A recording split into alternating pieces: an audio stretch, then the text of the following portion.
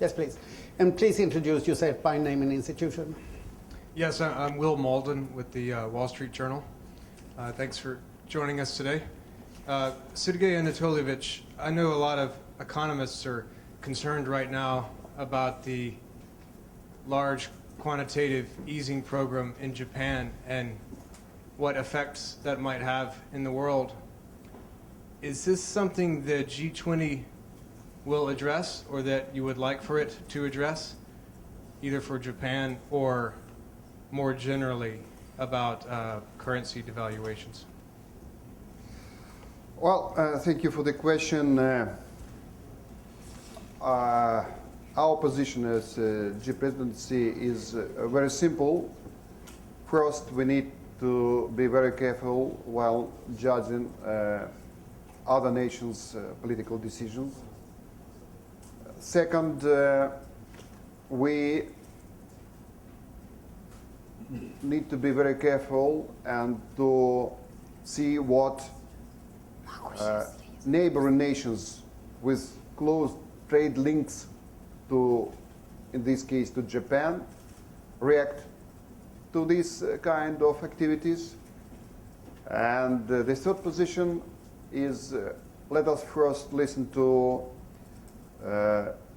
Minister of Finance of Japan and this governor of the central bank in order to understand what is really happening and what are how they really judge themselves their activities.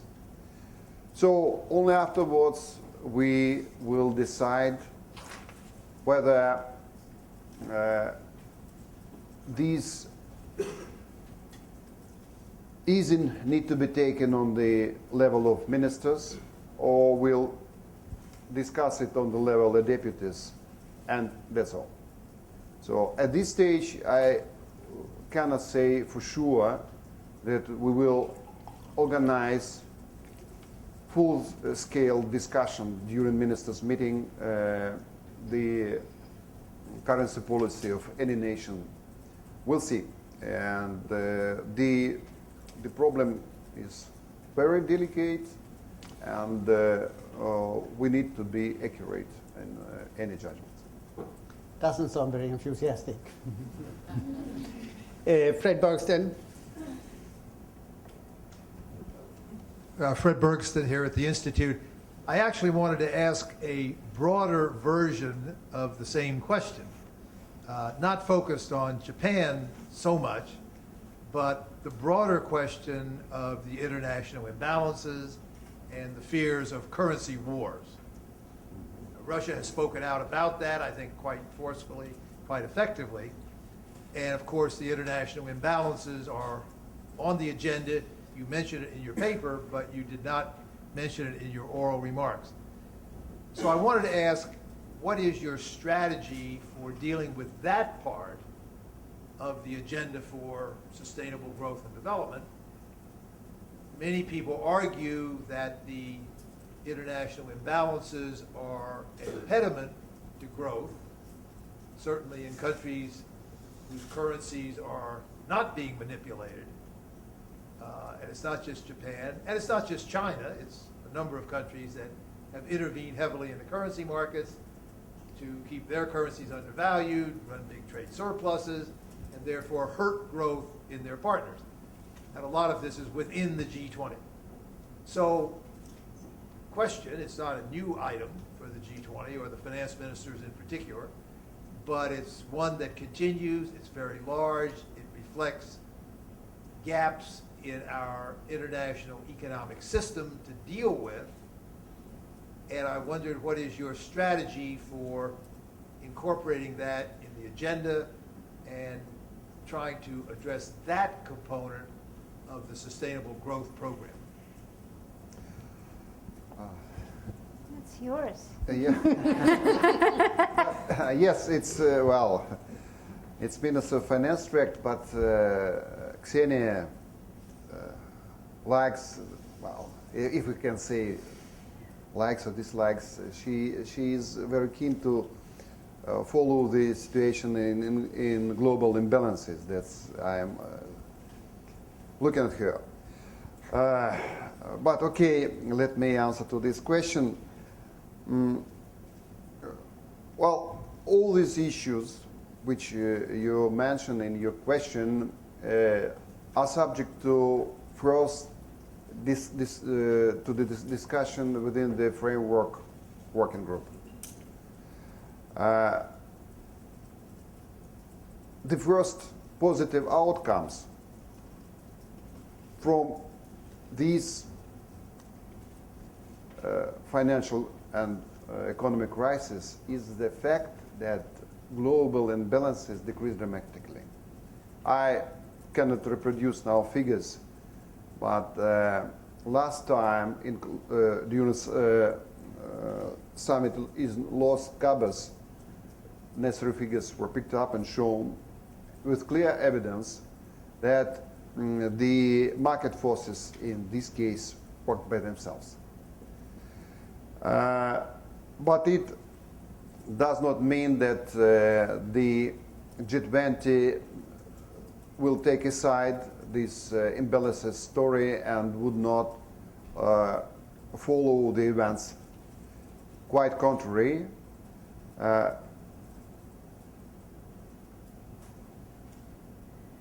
during summit in St. Petersburg, new figures would be on the table, and we will make necessary presentations what's really happening. By chance, we discussed it just a few hours ago within the Troika, and it turned to be that nowadays the biggest risks linked to global imbalances is the risk within Eurozone, with the Federal Republic of Germany increasing huge trade surplus. So during these years, the issue of global imbalances changed its dimensions, and now we see where the risks are coming. So they changed. Let me pass on that question to Xenia also, and perhaps I broaden it further. We have here in the Institute discussed a lot about currency exchange rate manipulation. Fred and Jogainen have written extensively about that. And there is a sense that when these problems are not so big, perhaps this is a better time to come up with some rules for reserve accumulation. For the future, yeah. And Russia now is in a very good position to say something about that, since Russia basically has a flexible exchange rate and the inflation targeting today, if not quite, and it's not accumulating further reserves. Is this something that you should do something on? Well, first of all, I would like to say that the issue of currency wars was already addressed by finance ministers at the previous meeting, right? And there was a clear statement on this communique which said that countries should run this kind of policies for domestic reasons, not in order to manipulate currency. I think that we should try to keep this language. It seems to be a right approach to the issues. Anyway, you know, when I'm asked about when I'm asked about currency wars, I keep saying that this is the kind of wars where you can't win. So I think that we should really keep with the same language which was at the previous finance ministers' communique. On as far as Russia is concerned, it's right that Russia has changed its exchange rate policy roughly 3 years ago. Right, we moved from exchange rate targeting toward something which I would call like almost inflation targeting. Inflation targeting has some specific institutional arrangements, and from this perspective, Russia is maybe not yet there. But I think that in terms of the goals of the policies, Russia is trying to target in inflation. Or trying to do everything to decrease inflation, maybe with some balanced speed. So Russia moved from exchange rate policy toward this new policy with flexible exchange rate. Well, actually, in Russia, this policy is viewed as a big success. And we think that it allowed Russia to go through the recent market volatility with a much smaller cost for domestic output. So we view this policy as a success. However, recently there was lots of critiques actually to the Ministry of Finance with its reserve accumulation policy, that accumulation of money in the reserve fund and the National Wellbeing Fund was sort of a non-sterilized intervention at the money market. And the government recently decided that the Ministry of Finance will start buying currency on the market. It's not haven't been decided yet. Well, this is in the discussion. Oh, you're against that. Well, okay.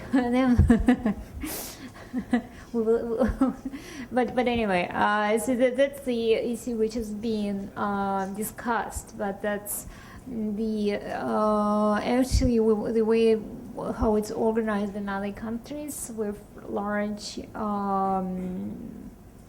analogs to Russia's reserve funds. For instance, in Norway, this is how it's done in Norway and some other countries. So I think that this is what Russia can do. But we agree that at least in the case of Russia, the decline in currency manipulation, let's put it this way, turned out to be a good policy and beneficial for domestic demand.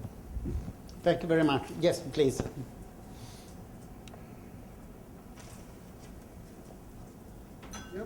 Alexander Golub, the Heinz Center. Ksenia, I have a question to you. Everybody, of course, preoccupied with financial issues, but my question would be about economic growth.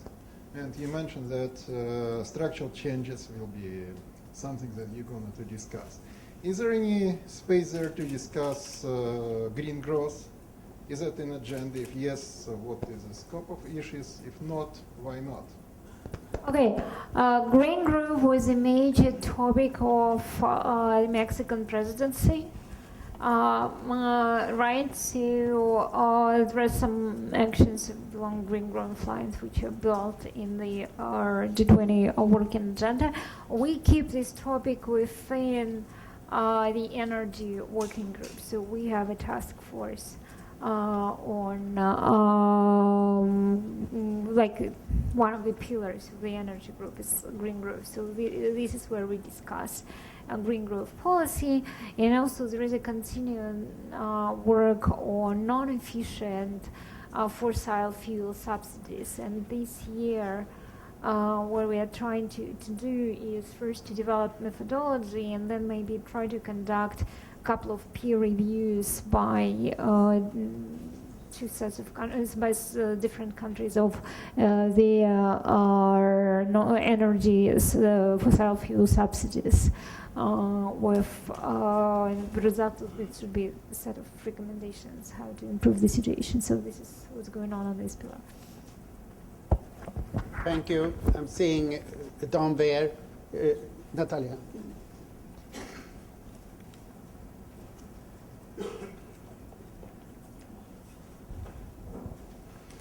Mrs. Staszak, my name is Patrick Walter, German newspaper Frankfurter Allgemeine. I'm just wondering whether you could elaborate a little bit on the prospects on the first topic you made about fiscal responsibility and finding some kind of new Toronto 2 goals or something like that.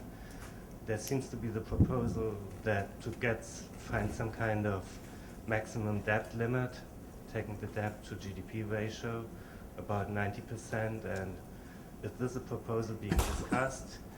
The United States seems to be against that, and do you see any opportunity for such a proposal to be finalized till summer? Yeah, if I can follow up on that. Anton Siluanov, Minister of Finance, proposed at the Gaidar Forum in January in Moscow that exactly this limit, 90% of GDP as a public debt limit. And you here suggested something that sounded like a budget deficit limit. It would be very interesting if you elaborate on these two things. Having in mind that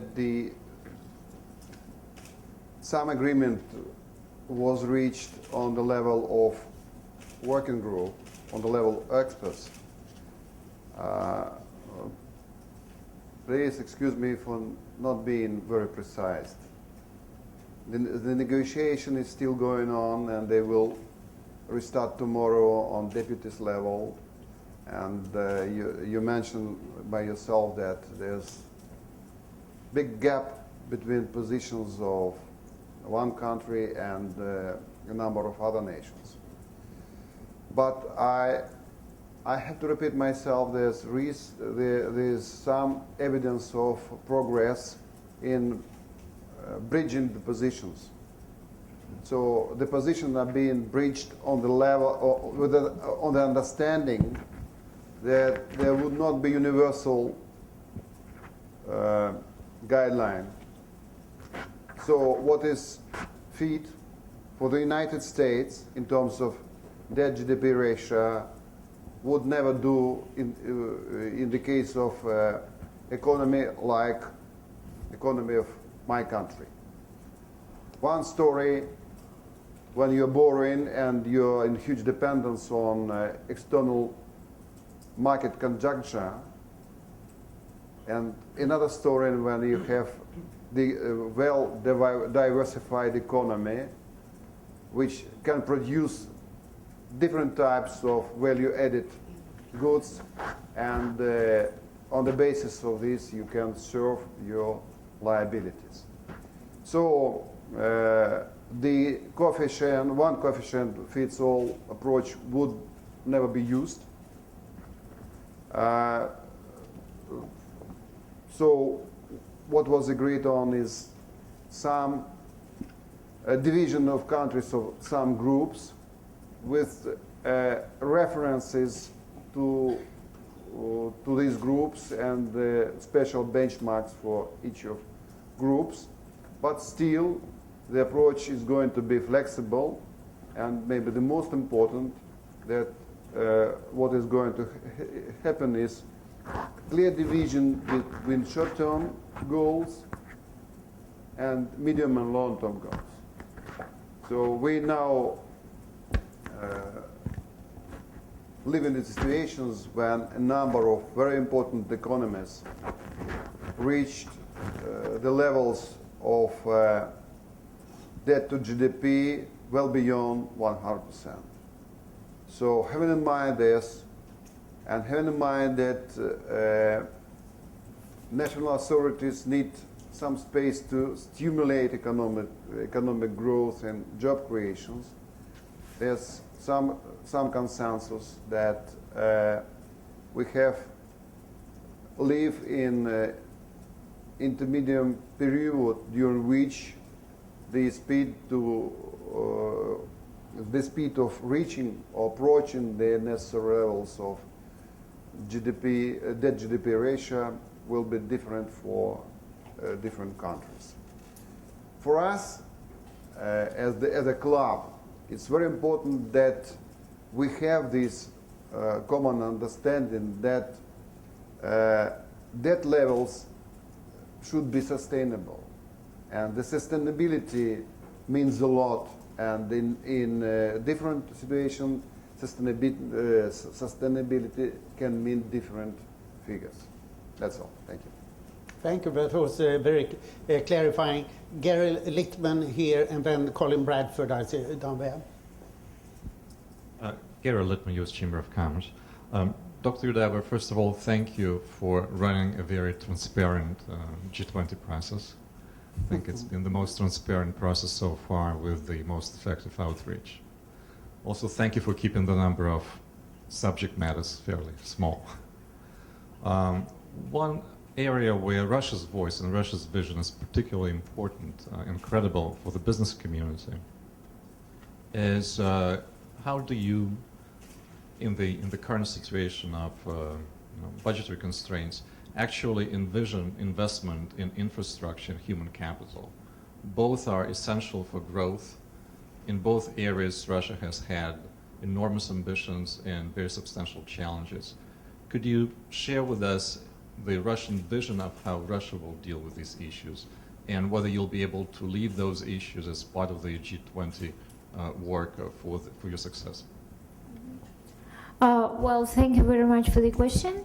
This is the part of the development agenda which I spoke about, and they were actually part of the Seoul working plan. So what's being done now in this area are two things. As far as human development is concerned, then there is a list of skills needed for employment is being prepared using the results of the pilot projects in 5 African countries, right? And so then we will discuss how this kind of list can be implemented in different countries using different approaches like social policy, educational policy, etc. And on investment in infrastructure, well, the work which is going on in the development working group is quite simple. They now analyze the results of 11 large investment projects and try to look for the bottlenecks and for the inefficiencies. But I think that there is a part on of the work which is going on in the overall investment study group in the finance track related to these issues, which also include the work on, well, I think that the language is slightly different, but I would put changing mandates or specifying mandates of international development banks. Right, this we discussed a lot, and well, please confirm that this year there will be a forum of national and regional development banks where they will discuss different policies aimed at improving investments in infrastructure and different steps which can be implemented in order to support the development of private-public partnerships in this area.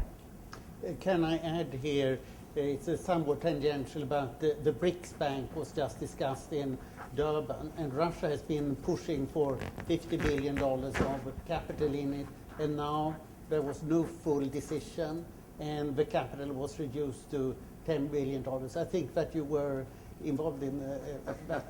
So No, can you enlighten us a bit about it? Who told you all this story? I read the newspaper. Yes, yes, some journalists probably did. No, that's not the case. We are not pressing for anything.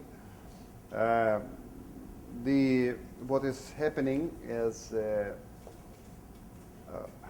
very steadily process to understand the exact place where this new development bank can be put on in order not to compete with existing bank institutions, multilateral development banks, not to compete with national development banks, and especially not to compete with the commercial banks, because it would be disaster.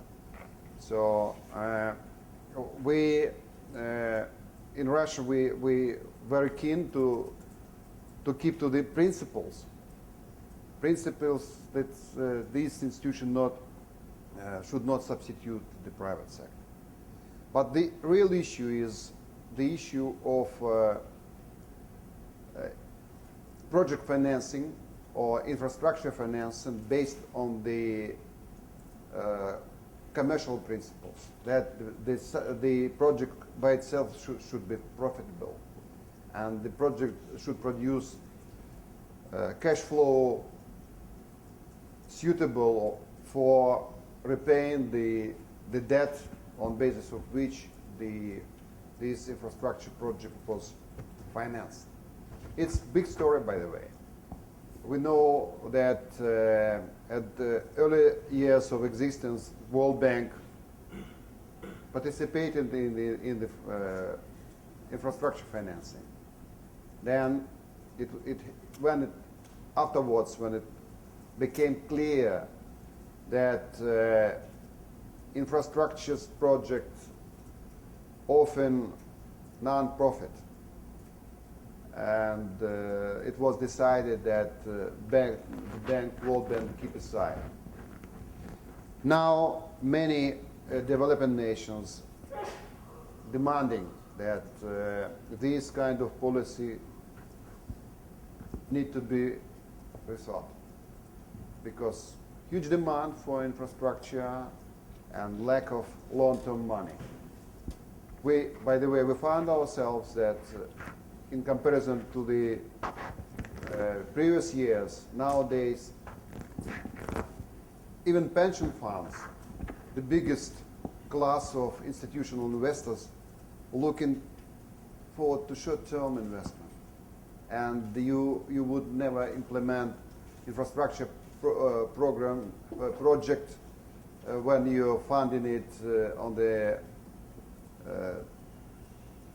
middle term maturity, 5 to 7. It's a bit short. In many cases, we need 15 or even more years to repay the money invested into this project. So, summing up, what happening with the BRICS Bank? We now have clear political signal coming from the level of leaders that this institution should be set up. Now we agreed that formal negotiating process need to start. So formal meaning, I have to remind how these Bretton Woods institutions were set up. Big delegations agreed and signed necessary documents. So we need to start the same process to agree on the paid-in capital, on authorized capital. It's the start, governance structure, the place for headquarters, working language, governing law, articles of incorporation, and so on and so forth. So huge job is ahead of the start of operation of this institution. And I personally asked my colleague, whatever we are going to do, let us think about the first pilot project which would be financed by these institutions. It would be a good example as approval that the idea is worth working on. I hope that my appeal was heard and we will really manage to find such kind of project which can be financed only by these institutions, because commercial banks would never join such kind of bid. Thank you very much. Colin Bradford, Brookings. Thank you very much, Anders. And thank you both for being here, and hats off to you both for carrying your respective responsibilities with such spirit and good humor. I must say it's a refreshing change from what one normally sees. The other thing that is interesting to hear from both of you is the importance, I think, relative to the past of the Troika in a lot of your thinking in terms of picking up things from Mexico and carrying them on to Australia. And in that vein, I wanted to ask Ksenia a question, which is about another question about green growth. In Mexico, in Los Cabos, the G-20, as you know, came up with the idea of a Green Growth Action Alliance, which would exist for 3 years and try to engage the private sector in charting a pathway towards your theme of financing investment in energy and green growth. And I just wondered, another way of putting this question is, what's the relationship between the B20 and the G20? But I'm really asking you, specifically if you can, is the Green Growth Action Alliance alive and well? Is it serving a useful purpose in bringing ideas forward? How's that going? Thank you. Okay, let me first address the question about our work with B20 this year. We actually collaborating quite closely with B20. Well, you know that pretty well because you were in Moscow in the middle of December when we had a starting conference for B20, C20, and had a Think 20 conference, right? And B20 now established 7 working groups in which all the groups they deal with different issues related to our major topic, which is being growth. They prepare the recommendations. Actually, we already looked at some of the recommendations at the Sherpa meeting. We already had a presentation by the trade group at the Sherpa meeting. We will have some other presentations maybe later on in the process, and the groups are supposed to finalize their recommendations at the summit, and we hope that we will elaborate some of these ideas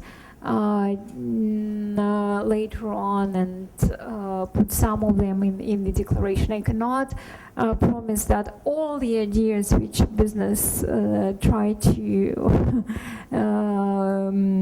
promote will be elaborated and kicked up in the agenda, put in the final communique, but we will solely try to find the topics of joint interests and work on this particular agenda. Frankly speaking, on this specific issue which you mentioned, I cannot give you a lot of information what's going on there. I can find it out and update you on this. Okay, if this is fine. Okay. Do I see any other question? Let me, yes. Yes, ma'am. Natalia. It's Anna Yukonana from Reuters. Thanks for taking my question. I guess bringing it very specifically, I don't know if there's any kind of specific goal that you hope to accomplish this week in the meetings. You kind of mentioned a few things that are waiting until July or until the summit, but what are you really hoping that you get out of this? Is it more clarity on Japan or any other thing? Thank you very much. But who is supposed to answer? You have a meeting this week. Well, these events, it's not only G20 meeting which is important by itself, but we is going to have IMFC meeting, and I understand quite tough discussion on Seoul agreements dealing with IMF reform. Time is running. One of our members still need time to finalize the quota increase, the 14th quota increase, and some change in the distribution of the quotas between members. Frankly speaking, some of us is losing patience already.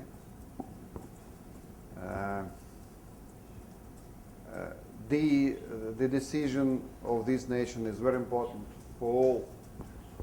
For us as a G20 presidency, it's important because of when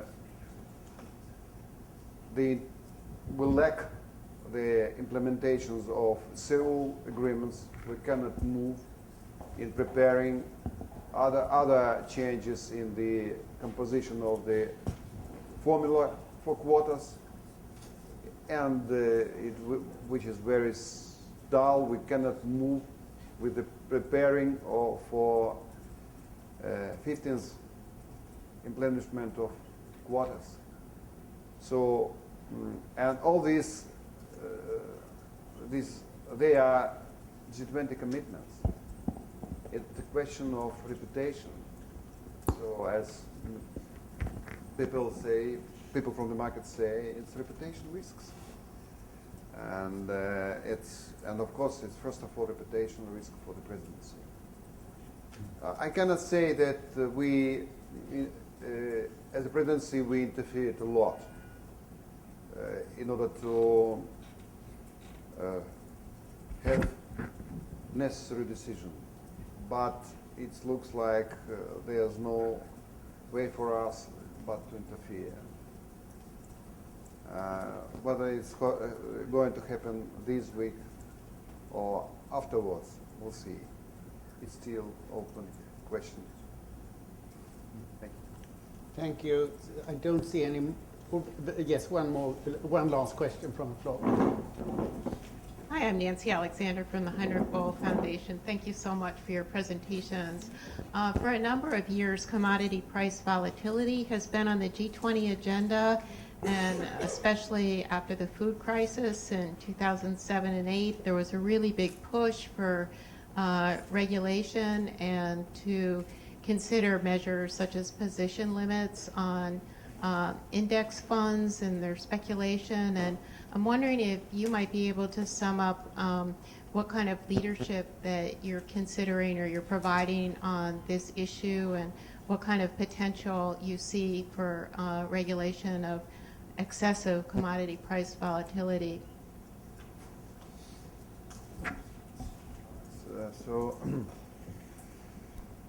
Well, you're absolutely right. The commodity markets were kept on the G20 agenda for quite a long period of time. We first started discussing it before the crisis, exclusively on the level of the ministers, when the summit track did not exist.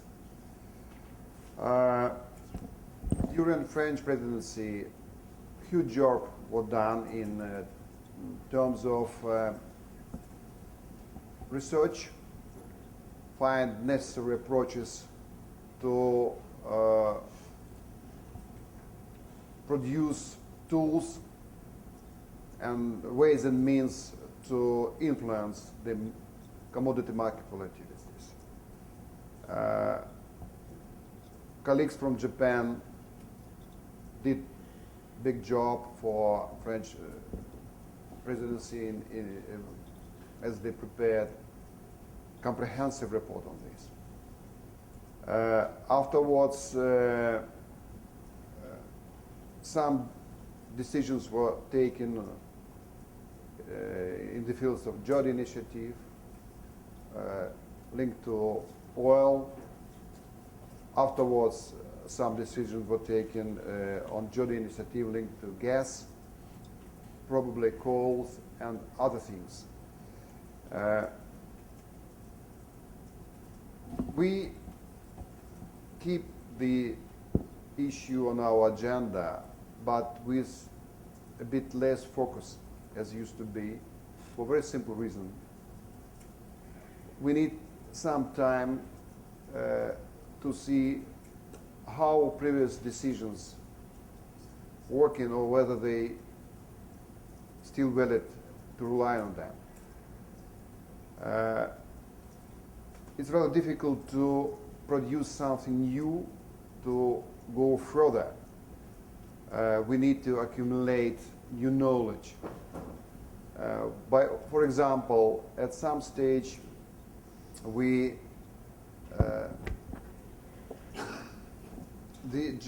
G20 members agreed to see how price-setting agencies work on basis of what kind of methodology they are working in setting up prices, which afterwards became benchmarks for those who are working on the markets. Well, it turned to be very delicate sphere of business. And, and we need more time to clarify the issue. It's not 100% transparent. I wouldn't say that it even not 10% transparent how it was, what's really happening. And there's small number of companies which who produce these references and whose influence is quite a lot on the markets. So we agreed with Australians that after some vacation, let us say, the issue would be taken by them on new basis on the basis of new knowledge. This is important. And well, it looks like Sherpa's track would interfere more hardly in the price volatility. Okay, let Sherpa track to interfere. Okay, so I think the indeed G20 initiatives, these data collection initiatives of G20 were kind of adding transparency to the market, were the major undertaking of this initiative. And this year, what Russia proposed is to enlarge the scope of the data which we are collecting, not only to collect the data on physical volume, but maybe some financial data.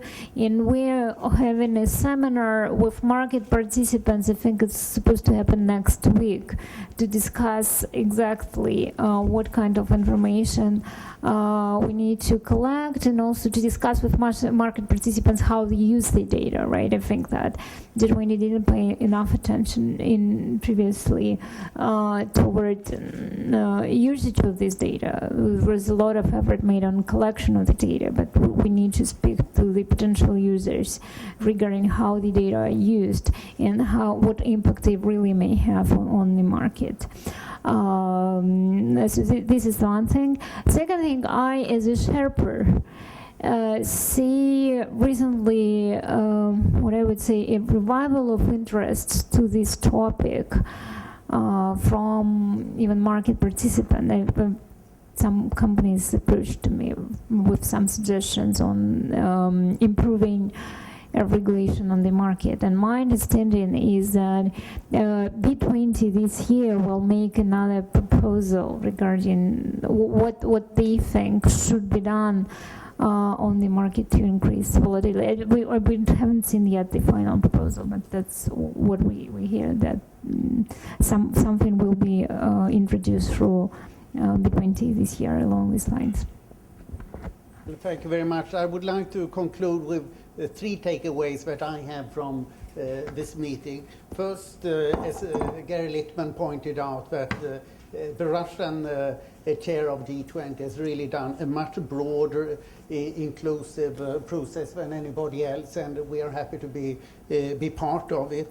And then with regard to what Sergei Storchak said, my big takeaway is that you really have a serious discussion about debt sustainability criteria, which I'm personally very happy to hear. And the other takeaway I have is that you are pushing hard for the IMF reform, something that you have a very strong support for in this institute. But most of all, I want to thank you both for a very informative presentation to us here. Thank you.